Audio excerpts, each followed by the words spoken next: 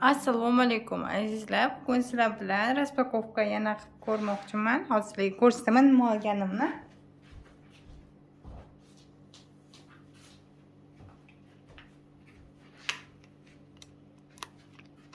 Mana shunday narsa oldim. Hozir buni sizlar bilan raspakovka chek qilamiz.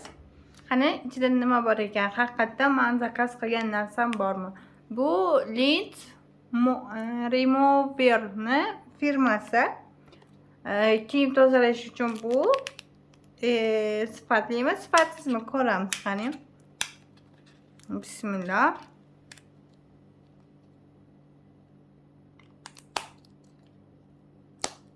Men o'zi hamma tovarlarim, men zakaz qilgan tovarlarim hammasi sifatli bo'lib keladi. Yana ham shunday ham tekshirib olish kerak buni. Agar sifatsiz bo'lsa, vazratli bo'ladi. Hamma narsani ya'ni qaytarib berishingiz mumkin. Oy, ben buni rosa kutgan edim. Men hamma narsani olgan narsamni raspakovka qilaman. Bilasizlar, nimaga oldim, o'shani qilib ko'raman. Korobkasi ham bunaqa.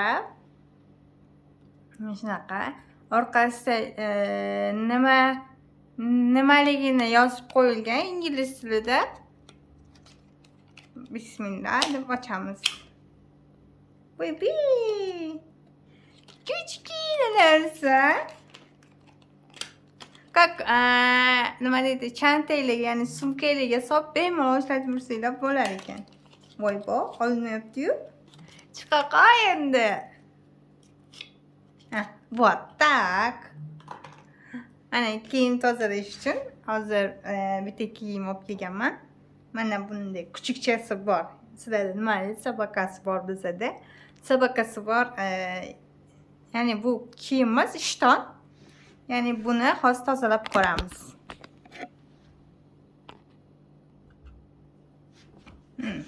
Naq qo'yib. Tomoni bilan tozalash kerakmi?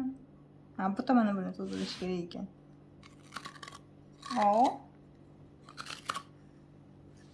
Вот так.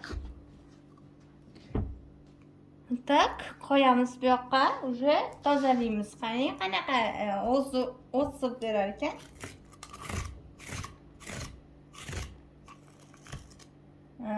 Bunaqasi burisidan emas ekan, bunisimi ekan? Da.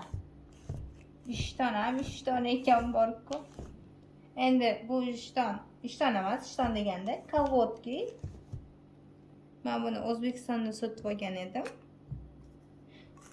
Majburga 40 mingga, 45 mingga sotib olgan edim. Zo'r, opa, zo'r. Chipta narsasini o'tkazib olgan ekan. Pastda mayli qarg'amaymiz, shunda ham 40 ming nima bo'ladi? 40 mingga hech narsa bermaydi hozirgi zamonda. Bu bo'lmadi-ku.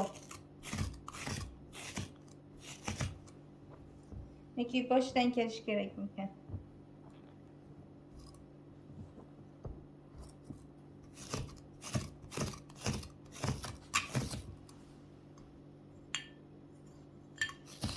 Şurada bo'lmayapti. Sifatsiz.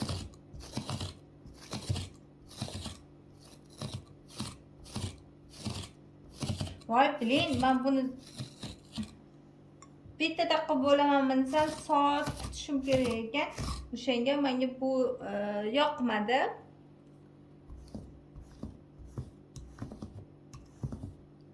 Battar kuchukchasini chiqarib tashlabdim, bunaqa qilsam.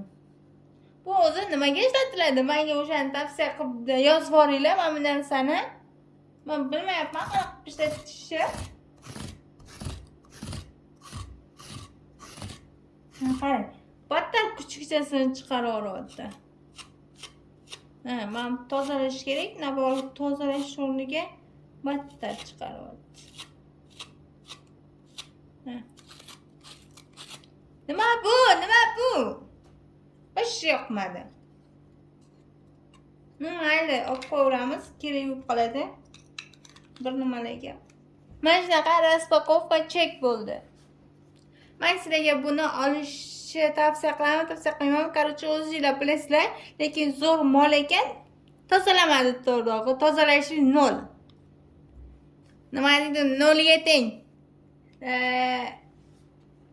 Galteriya bo'lsanglar, nima oxirida aytadi-yu, tovaringlar hammasi 0 ga teng deydi-yu. Mana shunaqa narsa 0 ga teng. Bu tovarni anaqasi o'sha xaridorlari ham kam bo'ladi, ham sotish ham kam bo'ladi. O'shaning uchun yaxshi zo'r mol, yaxshi tovar ishlab chiqarsanglar, qaysidir firma bo'lsanglar, mayli qanaqa firma bo'lishidan qat'iy nazar, baribir ham men o'zim fikrimni bildirib o'taman.